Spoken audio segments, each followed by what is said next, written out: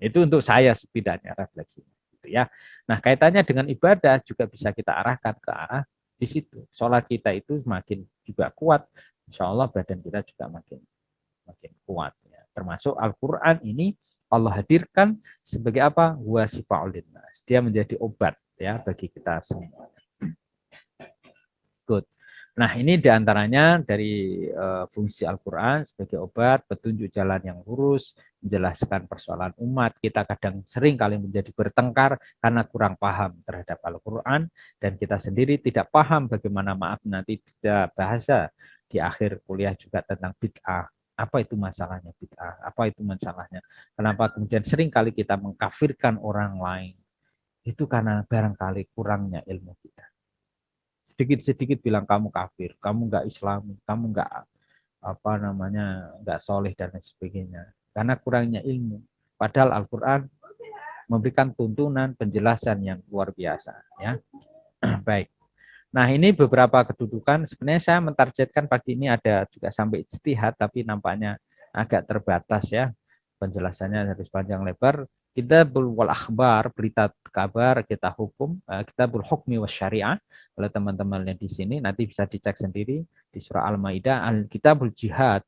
Nah, nanti juga jangan sampai dipahami, terutama di fakultas yang saya tahu biasanya di fakultas-fakultas yang agak umum sedikit, artinya komposisi keagamaannya itu agak lebih les begitu, itu lebih mudah memahami jihad, kital itu peperangan, daripada jihad sebagai sebuah wujud melakukan kebaikan. Itu sesungguhnya adalah jihad, termasuk tolabul ilmu jihadul akbar di situ ya. Ada kita tarbiyah education, ada minhajul hayah, way of life itu, termasuk kita ilmi. Jadi kalau teman-teman mau mencari berbagai keilmuan, ya termasuk hukum apalagi, Al-Quran itu menjadi the first ya, the primary resource, hukum yang utama di dalam penggalian berbagai hal ya. Nah, ini agak saya percepat sedikit. Nah, masih 15 menit, habis ini kita bisa sharing. Hukum yang terdapat Al-Quran secara garis besar, ya ada hukum yang mengatur tatanan kita, horizontal dan vertikal, termasuk ibadah. Ibadah yang semata-mata ibadah, seperti sholat dan puasa, ada yang bersifat maliyah, human relationship, itu dari sedekah, zakat, dan sebagainya, dan juga yang bersifat badaniah, seperti haji yang ada tawafnya mengelilingi Ka'bah, ya ada sa'inya baina sofa wa marwa ya, ada juga di situ berdiam diri ya, wukuf di Arafah di bawah terik matahari dan seterusnya. Itu badaniah, termasuk di dalam klasifikasi di dalam ibadah yang badaniah. Sehingga dengan demikian teman-teman sekalian, hukum ini di dalam tatanan beribadah, termasuk di dalamnya adalah muncul fikih muamalah, nantinya ada yang berkaitan dengan jihad, rumah tangga, ataupun tadi hukum pidana ya, jinayah. Nah, itu diantaranya. Sebelum kita masuk ke hadis, barangkali ada yang mau di-sharingkan dulu, silahkan. Nanti masih ada hadis, masih ada ijtihad sebenarnya. Nanti kalau belum tuntas, karena kita kuliah ya, kita lanjutkan di the next meeting. Ya, silakan. Sambil minum dulu, relax.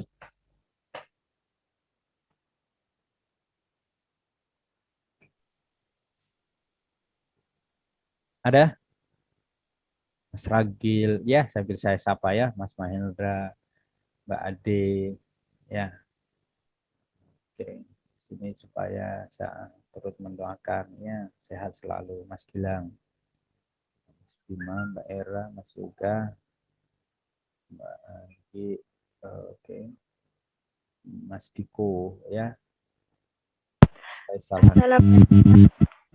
Waalaikumsalam, Mas Rafi. Ya, silakan. Misal, Mbak Wayu ya. Agak cenut-cenut itu volumenya, Mbak. Gimana, Pak? Nah, dipegangin itu kabelnya kayaknya. Oh iya, misalnya kita ingin menghafalkan, nah niat yang harus kita tata itu apa sih, Pak? Tadi apa? Misalnya ingin apa? Ingin menghafalkan Al-Quran, kan harus menata niat. Nah, contoh menata niat diri kita itu gimana? Misalkan ada orang yang ingin menghafalkan, tapi cuma ingin diniatkan untuk kedua orang tua supaya kelak mendapatkan mahkota di surga gitu. Oh iya, oke, luar biasa sebenarnya. Jadi begini, ya, terima kasih. Ini luar biasa ya pertanyaannya. Menjadi supporting bagi kita untuk senantiasa menata niat dan sekaligus tertuang di dalam perilaku. Ada yang berniat menghafalkan Al-Quran, itu saja udah berat, memang. Bahwa ingin anak saya misalnya saat ini masih SMP, niat nanti saya ingin mahkota itu saya gantungkan atau saya berikan pada ayah dan bunda, umi dan abi, ya, tidak hanya di dunia, tidak apa-apa, gitu. Karena niat itu nanti akan dipandu oleh Allah pada jalan yang lebih baik. Ya, ini contoh Al-Quran. Kita tambahkan misalnya ya Mbak Nur Aziza dan yang lainnya. Kita kuliah ini sebenarnya juga tidak tulus-tulus amat gitu. Ya, maksudnya gimana? Ya saya awalnya karena dipaksa orang tua tuh untuk kuliah. Terus harapannya juga kuliah nanti saya dapat ijazah fakultas hukum. Ya nggak ada masalah. Seberapapun sekecil apapun dari niatan itu ada wilayah yang kita kategorikan albir khair, kebaikan. Nah, kebaikan itu yang menempel di dalam perilaku itu nanti akan Allah pandu menjadi lebih sempurna. Biarkan saja niatan awal itu sederhana. Nanti ketulusan di dalamnya itu akan setelahnya. Seperti jenengan teman-teman juga mengumpulkan, yuk kita ada penggalangan dana nih, Mas Rizky misalnya atau Mbak Destia, ya Mbak Fadia. Apa itu penggalangan dana untuk banjir? Supaya enggak enak kalau saya enggak iuran sama teman-teman nanti dianggap bakhil dan sebagainya. Enggak apa-apa itu, enggak apa-apa. Nanti akan dipandu di dalam perjalanan menata niat, Allah akan meluruskannya dan menambahkan. Dan itu sudah berpahala. Ketulusan itu by proses. Yang penting dikeluarkan dulu. Kuliah dulu, nanti dipaksa, enggak ada masalah. Dan ingin saya kemudian menambahkan tantangan yang positif ya kepada teman-teman. Teman-teman itu sholat enggak khusyuk enggak masalah kok. Ya, misalnya teman-teman lalu sholat, ya di dalam sholat itu sambil ngewantu sekali tahajud, tapi misalnya tadi itu Mas Rizky atau apa namanya teman-teman yang lain ya Mas Luka paksain itu habis main game ketiduran 5 menit kan sudah tidur tuh misalnya jam 12 malam udah tiduran tadi jam 11 sebentar 5 menit itu boleh udah langsung tahajud soleh sunat tahajud lillahi Allah terus di dalam Fatihah itu kemudian agak terlelap apalagi waktu sujud ya agak tiduran sebentar misalnya gitu atau terlelap gitu kurang khusyuk nggak ada masalah kan salatnya kira-kira diterima nggak oleh Allah? Sah enggak itu salatnya? Kita enggak khusyuk, Mbak Ira. Sah. Bahwa kurang abdal, iya, tetapi itu sah. Artinya apa? Pada level pertama, hafalan Quran enggak masalah. Bagaimana lalu cara menata niat? Nanti by proses. Apalagi untuk kebaikan, pasti nanti akan dipandu oleh Allah. Dan siapapun yang meniatkan dari awal kebaikan, Allah yang akan mewujudkan. Nah, itu seperti saya sekarang mencita-citakan Bismillah ya sama istri Insya Allah kita ingin membangun nanti di lahan 3 hektar lembaga pendidikan untuk anak-anak generasi kita. Ya sekarang itu kita niatkan. Nah bagaimana kemudian nanti terwujud? Ya kita berharap nanti ada aksi-aksi ini yang kita lakukan begitu. Tapi kami meyakini juga pasti niatan baik itu Allah akan membantu. Kira-kira di situ. Nah bahwa niatan ini ada ini dan itu udah nggak masalah. Nanti kan dapat bonus-bonus kebaikan juga di dalam. Begitu ya.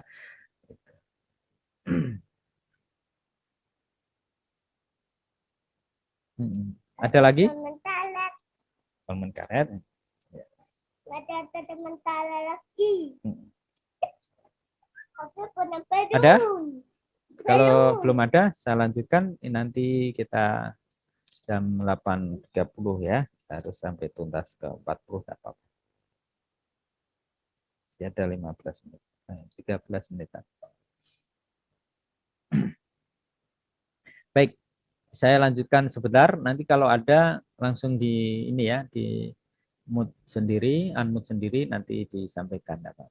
Biar agak tambah. Al hadis ya, al jadid minal ash. Sesuatu yang baru itu lawan dari al qadim itu mencakup perkataan ya, baik banyak ataupun sedikit. Itu maknanya dari hadis itu atau khobar warta yang diberitakan. Jadi Hadis itu bisa makna dekat, bisa makna khobar. Jadi kalau memahami satu kata, kita memiliki ragam makna jauh lebih mudah, ya. Jangan sampai kemudian kita terjebak di dalam perdebatan karena kurang memaknai maknanya. Hadis secara terminologis kita bisa lihat ya, perkataan, perbuatan dari Rasulullah, ya, seperti jumlah rakaat sholat, mengerjakan haji, ya, cara berzakat dan lain sebagainya, itu semuanya sudah terjelaskan. Ya. Takrir bahkan. Jadi Rasulullah itu diam. Nah ini yang nggak banyak. Saya termasuk yang kesulitan. Mbak Novi, Mbak Mas Mahindra ya, nanti misalnya punya anak kurang setuju, lalu Anda diam saja. Diam dan tidak menyatakan setuju itu tidak mudah. Karena kebanyakan kita banyak cakap juga kan, daripada memberikan keteladanan. Nah termasuk sifat dan himmah dari Rasulullah adalah komponen hadis yang meliputi sifat Rasulullah yang digambarkan, dituliskan oleh para sahabat. Sallu kama ra'aitumuni usolli. Itu. Jadi sholatlah kalian sebagaimana Rasulullah sholat. Ya. Jadi kalau Mbak Rani misalnya atau Mas Diko Dwi ya itu sholat, kok tangannya ada yang di atas seperti ini, ya, ada yang kemudian di sini, ada yang kemudian di tengah, ya, ada yang kemudian tanpa ini dicekapkan di ini karena memang para sahabat itu melihat posisi sholatnya Rasulullah itu beragam di dalam perilakunya gitu, ya, perilakunya beragam. Nah, tidak masalah. Yang penting sholat tadi itu berdiri. Ya, itu yang lalu menjadi teman-teman kadang maaf itu di kampus ya. Karena ini kan masih pandemi ya, belum di kampus. Apalagi di kampus-kampus itu, wah seringnya, wah kamu nggak sesuai hadis kamu. Nah, itu jangan sampai. Termasuk nanti masalah isbal. Isbal itu apa? Yang cingkrang dan yang tidak. Tapi saya yakinlah teman-teman khususnya di Fakultas Hukum tidak banyak yang terkontaminasi, yang suka menyalahkan yang lain itu ya. Karena mungkin teman-teman sendiri gampang untuk menyesuaikan diri. Wah, nggak apa-apa Pak, ada yang pakai kaos sholat, kaos oblong ya, atau Mas Faisal misalnya. Ya, sholatnya pakai celana pendek Pak, itu bawah lutut ya. Ya asal di bawah lutut Pak, itu kayak Mike Tyson dan lain sebagainya. Nah, itu nanti bisa menjadi satu perdebatan yang dinamis ya. Asal sekali lagi jangan pernah berhenti belajar dan jangan mudah menyalahkan. Itu aja pesan saya sejak awal. Jangan mudah mengkafirkan, jangan mudah membid'ahkan. Tapi lihat secara terminologisnya, lihat gejalanya sosial fenomena itu, lalu sikapi dengan secara lebih bijak sehingga kita sama-sama merasa sebagai hamba Allah, sebagai muslim yang sedang ingin mendekatkan diri kepada Tuhan kita yang Maha Pengasih dan Maha Penyayang. Nah, hadis itu banyak hadis yang mutawatir ya. Teman-teman bisa melihat nanti di PowerPoint sebelum UTS nanti juga saya berikan ada yang sanadnya mutawatir itu berarti tinggi karena para sahabat yang merawikan tidak mungkin berbuat dusta ya, itu mutawatir kira-kira di situ. Ada yang hadis ahad yang diriwayatkan oleh seorang atau lebih tetapi tidak mencukupi pada taraf mutawatir, jadi agak di bawah. Nah sebelumnya ulama juga membahas hadis ahad ini ada dua, itu sahih dan hadis yang dhaif ya, sehingga teman-teman kalau kita memahami hadis ini, hadis yang sahih itu diriwayatkan dari seorang yang adil, yang bisa dipercaya, yang tidak syadz ya, dan juga tidak mu'allal. Mu'allal itu ada cacatnya. Ini udah persoalan ini apa namanya di ulumul hadis ya, secara tidak langsung karena ini di fikih ibadah. Saya ingin mengatakan teman-teman sekalian, yang penting ya di dalam belajar hadis itu ya, tidak mudah tadi. Oh ini hadisnya gini, ini, tapi setelah ada hadisnya tidak menjalankan. Nah itu penyakitnya itu kaum kita, kalangan kita. Gitu. Apa ini dalilnya? Setelah tahu dalil Allah cuma gitu. Akhirnya tetap nggak ngejalanin aja. Ini menjadi tantangan bagi kita, ya tantangan. Sehingga harapannya, kalaupun sudah tahu ada dalilnya, baik itu yang bersifat hadis ahad, ya seperti ini, atau kemudian fungsinya dari hadis tersebut juga di berbagai hal tentang apa fungsi-fungsi ya hadis tadi itu, apakah nanti ada persoalan di sanadnya, di matannya, ini menjadi pelajaran tersendiri. Teman-teman bisa short sekali ini, tapi apa yang ingin saya utarakan secara singkat ya di dalam kesempatan ini, kami turunkan kepada Al-Quran agar menerangkan kepada umat apa yang diturunkan sehingga kemudian kita juga berpikir. Hadis ini juga menetapkan hukum yang tidak ada di dalam Al-Quran.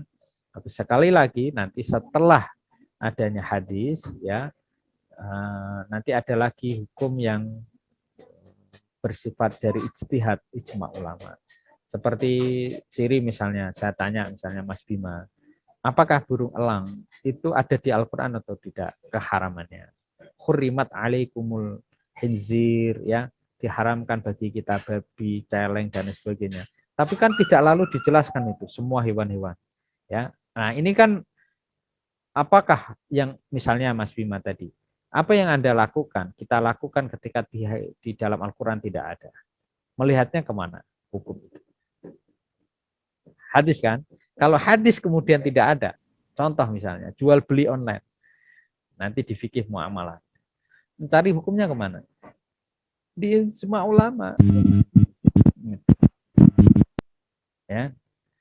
Nah, disinilah kenapa sekali lagi supaya tidak terjadi kekakuan melihat hukum white and black secara hitam dan putih semata. Karena di dalam hukum itu ada makruh, ada haram, ada mubah, ada sunnah, ada wajib. Oke, sampai di situ masih ada 5 menit nih ya untuk kita sharing terhadap di wilayah ini. Tadi insya Allah nanti kapan-kapan tentang ijtihad ini ya, karena kedalaman itu bisa kita tambahkan. Sambil tentu insya Allah Senin depan nanti saya uploadkan untuk yang mulai ke praktek ibadah ya, ke praktisnya, toharoh dan seterusnya. Silakan ada Mbak Yadillah, Mbak Deberliana, ya, Mas Devantara. Assalamualaikum Pak. Ya, waalaikumsalam warahmatullahi wabarakatuh. Assalamualaikum Pak. Ya, Izin bertanya. Ya.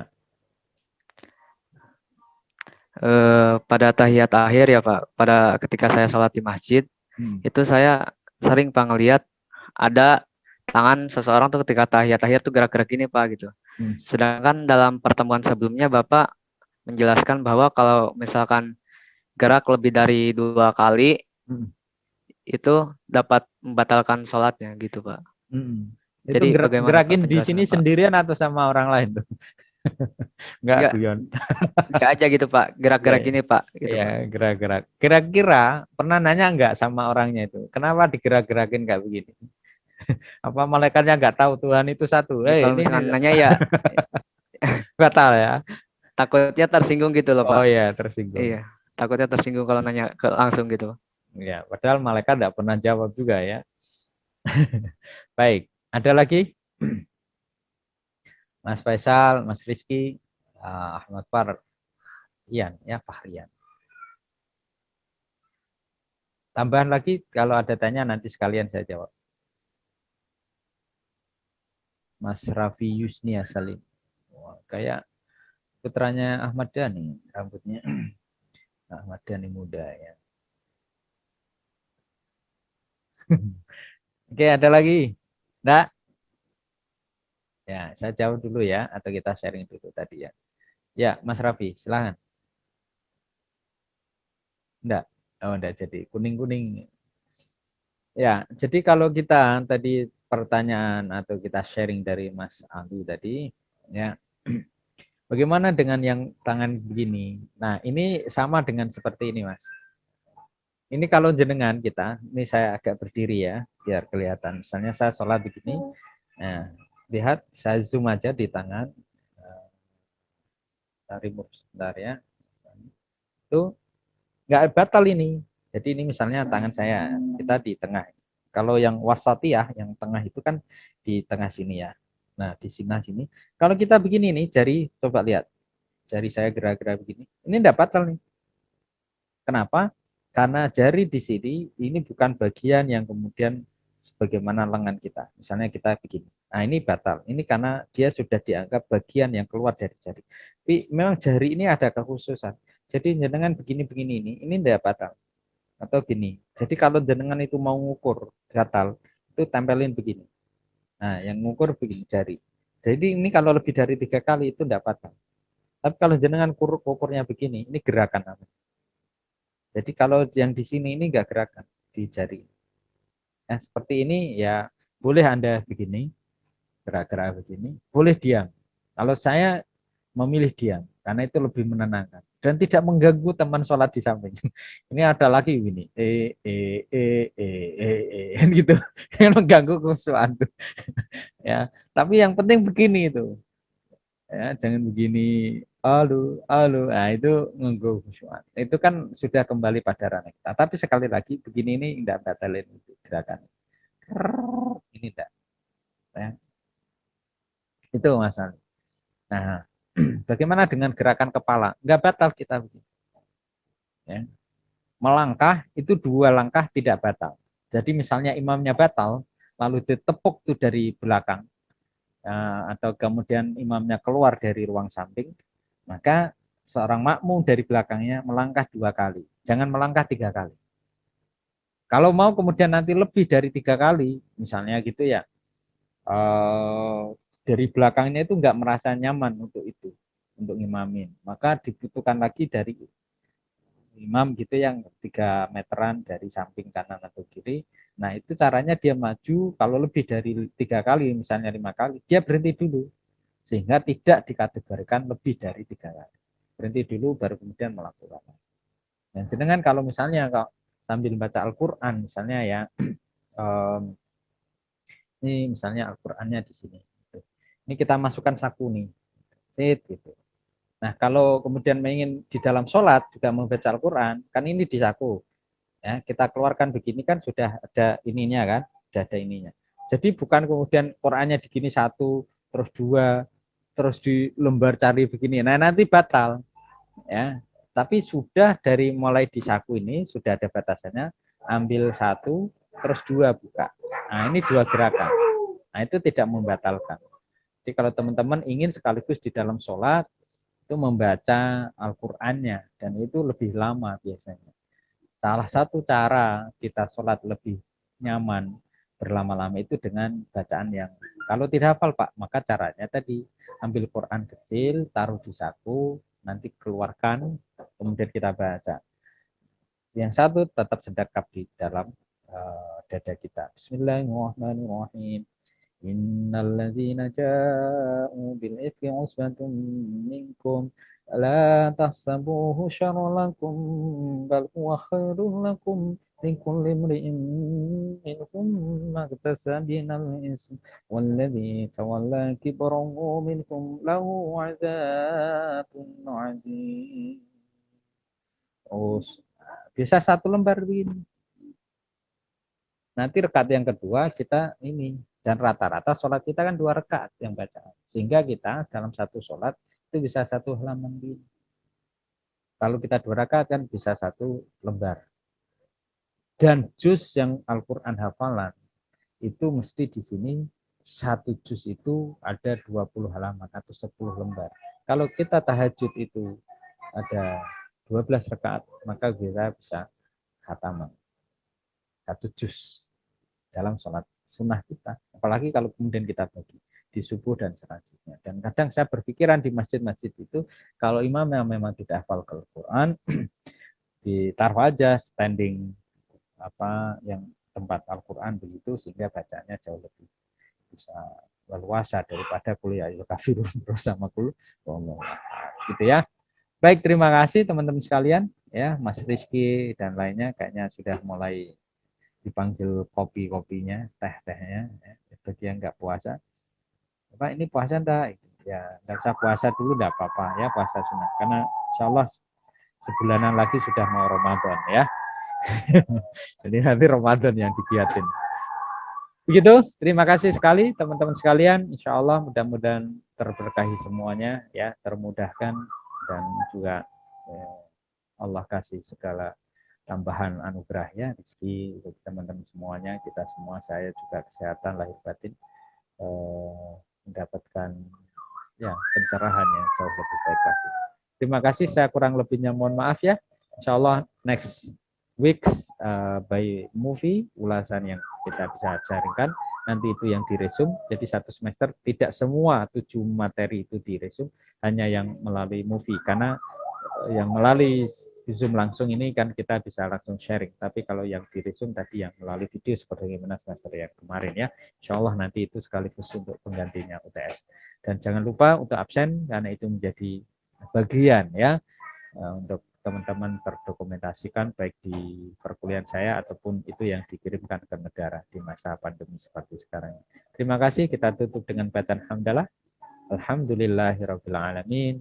Saya kurang lebihnya mohon maaf. Ini Mas Fatah Putra baru masuk, enggak apa-apa. Langsung keluar lagi ya. Ya, Assalamualaikum warahmatullahi wabarakatuh. Waalaikumsalam warahmatullahi wabarakatuh. Waalaikumsalam, makasih Pak.